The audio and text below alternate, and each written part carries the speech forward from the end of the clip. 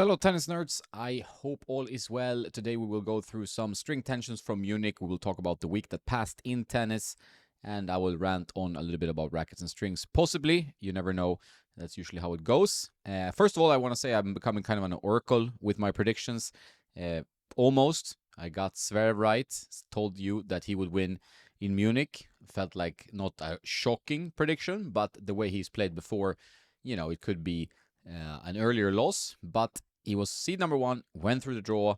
I want to give kudos also to Ben Shelton, his final opponent, that he actually plays the clay court swing. My buddy Nikola Racic mentioned this in his video about Americans trying to jump onto the clay court wagon as late as possible. I understand they're going to spend a lot of time away from home with the clay court season and the grass court season all in Europe. But it's nice to see him playing early, getting into the rhythm of clay court tennis, being so different. One of the beauties of tennis is, of course, all the different circumstances you have, like the surface, the conditions, the opponent, the balls, the rackets, the strings, and whatnot. So there's so many variables that you have to get accustomed to. So Zverev played well. He was a bit too good for Shelton in the final, but still nice to see Shelton on the red dirt in Europe. And nothing shocking there. I also predicted that Carlitos would reach the final in Barcelona and that he would win, but I was wrong. There was one guy who had something to say about that, and that was Holger Rune, who is back to title-winning ways. We know his potential. Sometimes his head does not seem to be quite screwed on properly. That's my prediction. Usually his shot selection, maybe sometimes a little bit the mental focus seems to be lacking a bit, but when he's on, he's very, very, very good. And Nicola said in his video that he could be like a top 3 player, and I agree. The potential, the talent is there. He has an amazing forehand, backhand, moves really well.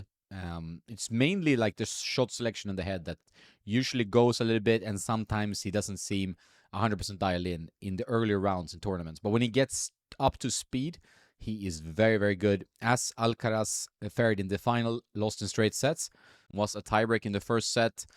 Second set, Alcaraz had to bring out the trainer. That puts a little bit of a question mark on his physical health running into the rest of the clay court season now in Madrid with the 2-week Masters. We don't like 2-week Masters. I don't.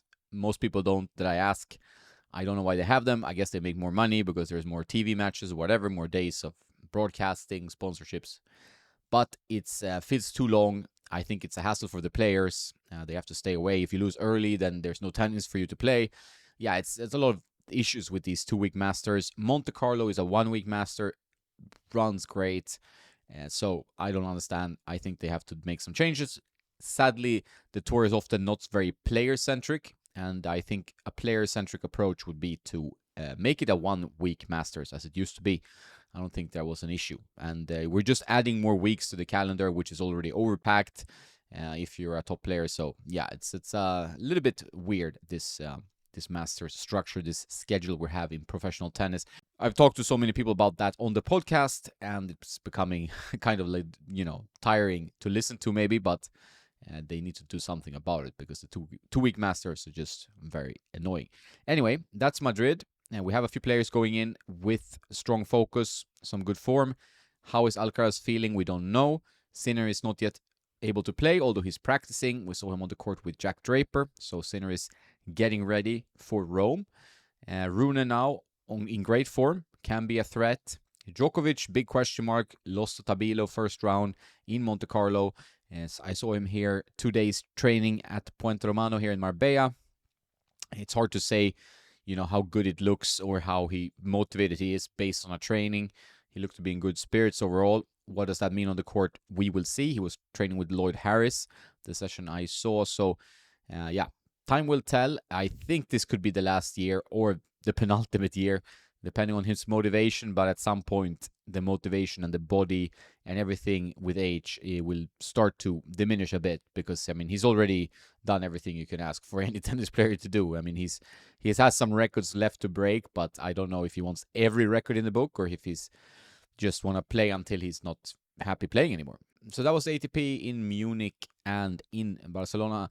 Then we also had a WTA large event in Stuttgart. Final today was a bit strange to have a final on a Monday. Some Eastern celebration stuff. I don't know, but we had some interesting results. Also, some interesting stuff happening.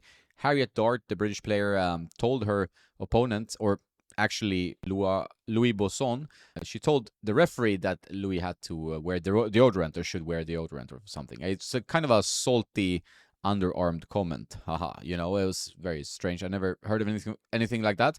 However, I know you can get salty when you're losing, and I've done that myself. I've seen many players do it, and it's completely natural in a way, although you should always try to maintain a classy or somewhat elegant approach, I think, but it's tricky when you're under the gun and you're playing tennis and it gets competitive and the juices are flowing and your head is not maybe flowing with the juices or whatever. So that's over. Just a small thing, but it was pretty noteworthy. Another interesting event was Ostapenko maintaining her amazing head-to-head, increasing it and making a bagel out of it against Swiatek. 6-love head-to-head. Ostapenko has a lot of game, and she puts a lot of pressure on Swiatek, and Swiatek is not able really to handle it. It was kind of that dead fish handshake that you see on the WTA Tour, not so much on the men's tour. She's in not a great mental state, it looks like, from a bystander, and her result has not been great. It's a huge question mark before the French Open if Swiatek is going to be one of the favorites. I mean, she will be, of course, having won it several times, but this is not her best season so far. It's a struggle, and it looks to be more of a mental struggle than any physical struggle or anything like that. Well done to Ostapenko, though, who is a bit of an anti-hero on the WTA Tour, but we like anti-heroes, kind of create some drama, create some interesting ambiance around the tour.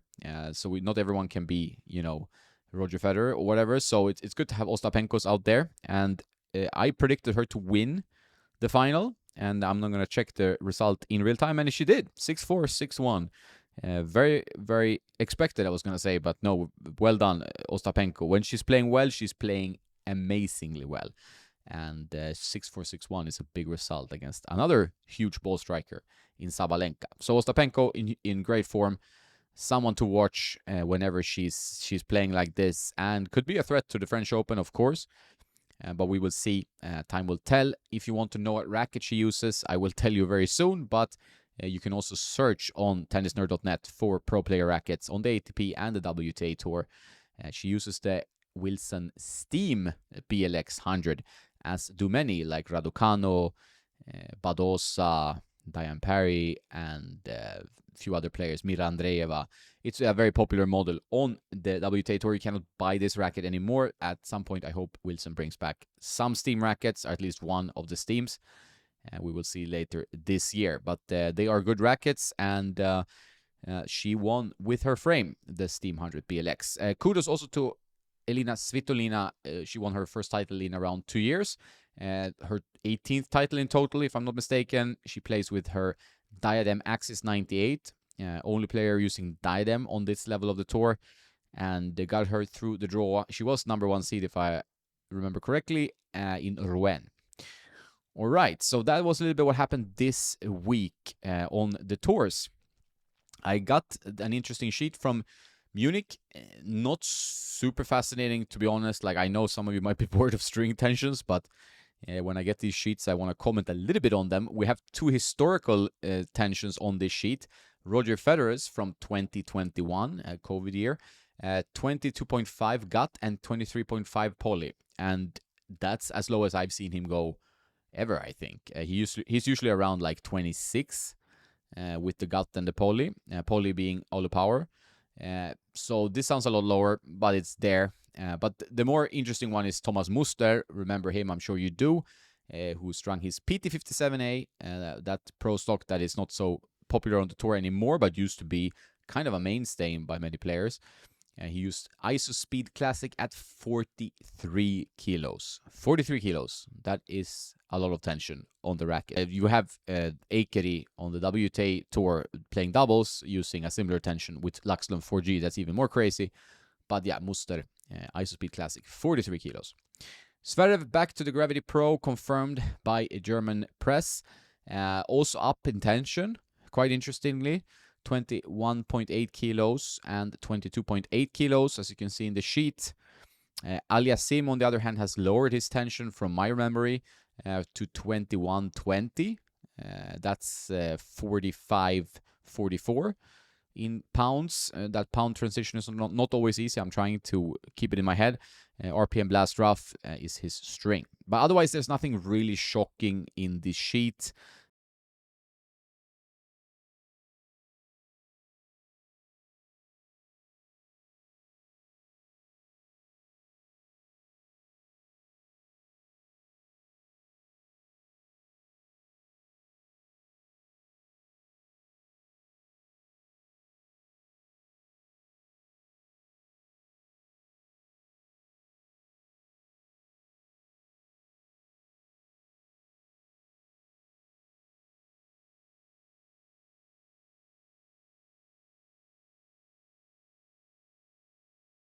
Humber 20 kilos with 4G makes all the sense in the world if you're playing in a blade, for example. That Van der Sandschulp, who hits big, uses a little bit higher tension, like 25 kilos with RPM Blast, is not a shock either. We've talked about Cerundolo, Bautista Agut, their tensions and strings before. And Navone, 4G, 49 pounds. And Goffin playing full bed all the power, 22-21. So there was nothing really that fascinating here to dive into deeper, I would say. But I just wanted to mention it since I got it. And it had that historical tension. For whatever reason, I don't really know. But it was there. All right, so what's happening in the Tennis Nerd Lab? We have several new string reviews coming out. You might have seen the Restring Vivo. Great string. Really enjoy that one. And you could put it in pretty much any racket. I've tried it in so many, as I said in the review. It's very good. Yeah, there are other good strings. I've had a positive string period. Sometimes I test strings and they're very boring or not something I'd use, for example. But Solinco Mac 10, a softer string, review to come. Tourline, the Otoro Tour, which is the stiffest string in Tourline's string lab. That's a good one. Tourline Otoro Spin, a little bit softer. Quite spin friendly. And there will also have some IsoSpeed strings. As you might know, I went to the IsoSpeed factory in January, and I've been kind of swamped with other things to publish on the site and not gotten around to doing the video yet. So that will be out as well. So there's a huge string jungle out there. If you want some help wading through it, Machete in the Jungle, I recommend you go into the recommended strings page. There's loads of content about strings. If there's in any way a question or something we should work on that could illustrate something more, please let us know in the comments. So we'll try to work on that. In terms of rackets, Head has announced that they are bringing out the Boom Raw, a racket I did not see coming. It's, I think, some kind of sustainability frame, meaning like eco-friendly. We will see. It will be revealed tomorrow when you listen to this. So keep your eyes peeled. There will be more content, and we will review this racket, of course, as we do with most rackets that are new. Otherwise, there's not that much in terms of rackets happening. It will be a bit slower now until the US Open rolls around. Then we will get back into the racket season, which was crazy now in January. I've talked about that. I've suffered severe racket fatigue and also felt a little bit in the arm because if you test too much, then, yeah, your technique goes, you're gripping differently, you're hitting different strings, you're hitting different everything. It can really be a problem. Same with shoes, of course. If you're playing with 4 different types of shoes all the time, then you're going to get some issues with your feet. I'm pretty sure. It's at least my experience, So good for me that it slows down. I can focus a bit on building my own game up because that's usually not a priority for me, but I would like to do that. And I played a lot lately, every day for a week or so. And shout out to Reboots, not sponsored. Recovery arms and pants. I've been using these almost daily. I can recommend any kind of process where you are warming up properly. I do these HIIT programs. I've talked about them before. Even if you do 10 minutes, 20 minutes, 30 minutes, doesn't matter. It's better than nothing. It's really helped me and my knees and injuries I've had in the past feel a little bit easier to get on the court. I am warmed up properly. I've taken a bit of more serious approach, which is about time. And then if I have a long day on the court and a heavy one, the Reboots recovery is great. It's like compression, and you have an app on your phone. You put on these pants for the legs or these sleeves for your arms, and it gives you kind of like a compression massage, and it's makes it feel better. Like it's been a great tool. I think my main thing is like you have to embrace technology, try it, see if it can work for you. And sometimes I can be against technology, as you might have seen in some racket reviews where I'm getting nostalgic about, oh, the good old days when rackets played like this. But recently, I did actually a racket test with my buddy Adam today, and he's a fan of old Prince rackets, as am I, and old head rackets and so on. But modern technology is improving that sweet spot, is improving the ease of use, and when you're playing like heavier spin players and people are generally upping their swing speeds, you need some help from the rackets, and that's just where modern rackets beat the old school frames. I know some of you won't like that, but it's just how it is, and that's something I've noticed. There's a great old school racket we did play with, this some Prestige Classic, old Princess, as I said, I Prestige. We did try a lot today, and it's fun. But when it comes to playing a match, it's nice to have some extra help. So that's where technology comes into play. And it's actually, rackets are actually much better. I can give you one example. I bought an used K-Blade 98, which is a blade that many players use on the tour. Tsitsipas used it before this new racket. And that racket is very good still. Like, still a great blade. Maybe one of the best, you could argue. But the sweet spot is smaller than the V9, for example. You do notice a difference. A blade is still kind of an old school frame, which is funny because it's not that old, but it's still kind of an old school frame. But the K-Blade can compete with the new one, but the new one has a little bit more forgiveness to it, a little bit easier to swing. That K-Blade showed me again for the 100th time or so that quality control was much worse back then. A lot of rackets were really far apart, unless you kind of count the Fischer with their zero tolerance project they had with their rackets, which was amazing. Rackets were all over the place, swing weights all over the place, and nowadays most manufacturers, in my experience, have really improved and made an effort to get the specs closer, and I'm very happy about that, and so should you, because if you buy 2-3 rackets, you're getting them closer these days than the complete whoppers you could get back in the day. So that's a little bit of it. Talking about technology, I also tried the Zenith smart courts at my favorite club here in Costa del Sol, Bel Air Tennis Club, and they have it on court 1 there. And what an amazing tool. I will make a video about this, but it's really cool because you can get like serve zones. So when you practice your serve, you get points depending on hitting certain zones. It measures your velocity, your spin, how many unforced errors and stuff you do. All in the court. You don't need to set anything up. You just need to start the system from the screen on the side of the court. That's kind of a modern way to gamify tennis. They have some kind of drills and stuff with added gamification features. Super fun. Really thought it like enhanced the experience a bit, and I think they will keep improving it. So Zenith is cool if you're a tennis club director or you really want to make tennis like a cooler experience, even for the kids, or for making interesting coaching. I can really recommend checking it out, at least. Zenith, Zenniz. That's the website. So I will keep trying it before I publish the video. I want to give it a full review. But first impressions, very, very cool. I'm tech forward. I like to see tennis move places. That doesn't mean changing the rules or becoming a UTS, but embracing some tech that can make tennis a better experience, especially if you're considering that like paddle and pickleball are so much easier to get into, and we're losing some players because tennis is first of all, kind of old school sport, very competitive. Everybody's just kind of like measuring their UTR, NTRP, whatever you want. So it's a lot of egos in tennis, and it's not always the most sociable sport. It can be, of course. When you play doubles, social doubles is great, but it's so much easier to get into paddle and pickleball because of, just being an easier sport to play and to get into. So this is something we as tennis players have to think about. That does not mean bashing the other sports, because it's great that they exist. And they can also lead to more tennis players because maybe they transition from paddle or pickleball. That's happened from what I've heard. But we can maybe learn from them in terms of becoming a more engaging sport, especially for you who are new to tennis. I think sometimes that transition is costly, time consuming, and quite difficult, and that might make you give up. So something to think about, something I talk about a lot. I know, I'm sorry if I'm boring you about it, but I've been thinking about it.